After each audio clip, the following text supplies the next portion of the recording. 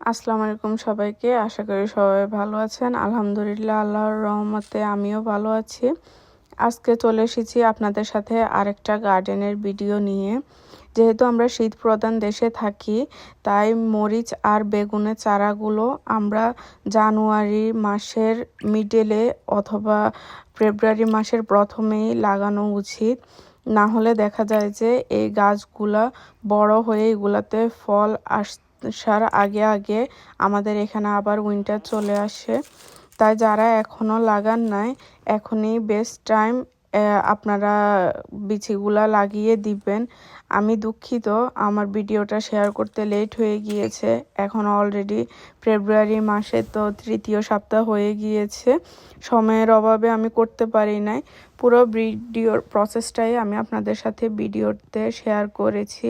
যে পানিটা আপনারা দেখেছেন আমি বাটিতে দিয়েছি, ওই পানির সাথে আমি অ্যাসপিরিন ট্যাবলেট দিয়ে তারপরে একটু মিক্স করে বাটিতে 3 ঘন্টার জন্য আমি এই বিচিগুলোকে ভিজিয়ে রেখে দিয়েছিলাম। আপনারা চাইলে 2 ঘন্টাও ভিজিয়ে রেখে দিতে পারবেন।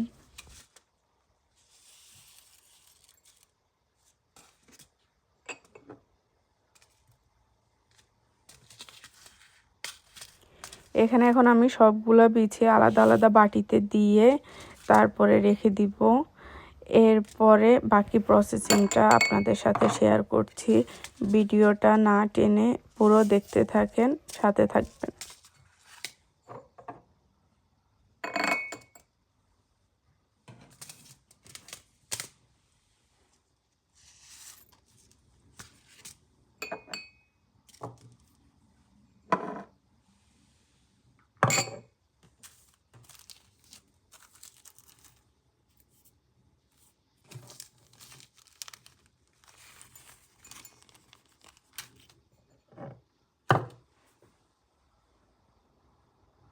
পটের মধ্যে আমি মাটি নিয়ে নিয়েছি। আপনারা চেষ্টা করবেন শুকনো মাটিটাই নেওয়ার জন্য।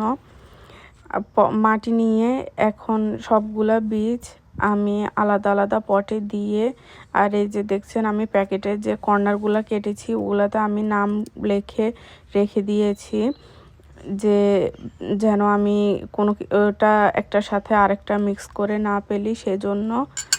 তারপরে সবগুলো বীজই আমি এক এক করে আলাদা আলাদা পটে দিয়ে দিয়েছি। এরপর উপর থেকে আমি এগুলাকে আবার শুকনো মাটি দিয়ে তারপরে কাভার করে দিব। অল্প কিছু মাটি দিয়ে এগুলাকে উপর থেকে জাস্ট একটু কাভার করে দিবেন। বেশি মাটি দিবেন না আপনারা, তাহলে দেখা যাবে বীজগুলা উঠতে অনেক সময় লাগবে। আর যেহেতু আমরা শীত প্রধান দেশে থাকি, তো এইগুলাকে আমি বয়লারের উপরে একটা ব্যাগে করে রেখে দিব। তো এত বেশি মাটি আর উপরে দেওয়ার দরকার নাই, অল্প কিছু মাটি দিয়ে জাস্ট কাভার করে দিলেই হবে।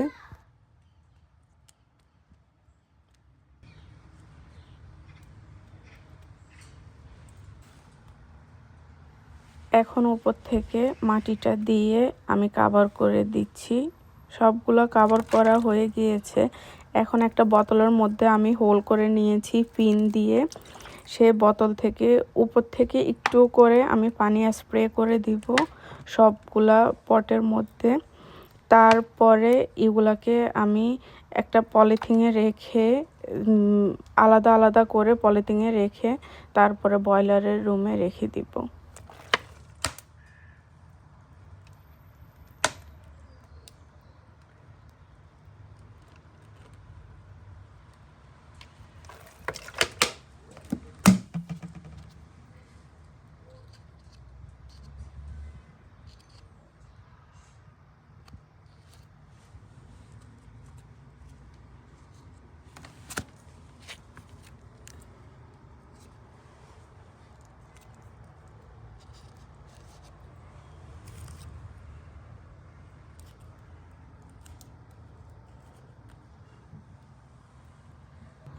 এই যে এখন আমি পলিথিন ব্যাগে ঢুকিয়ে নিয়েছি।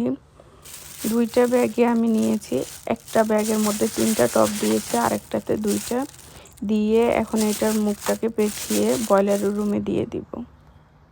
পরে যে গাছ উঠেছে সেই ভিডিওটা আবার কোনো একদিন আপনাদের সাথে শেয়ার করব।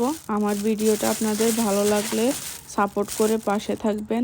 আল্লাহ হাফেজ, সবাই ভালো থাকবেন, সুস্থ থাকবেন।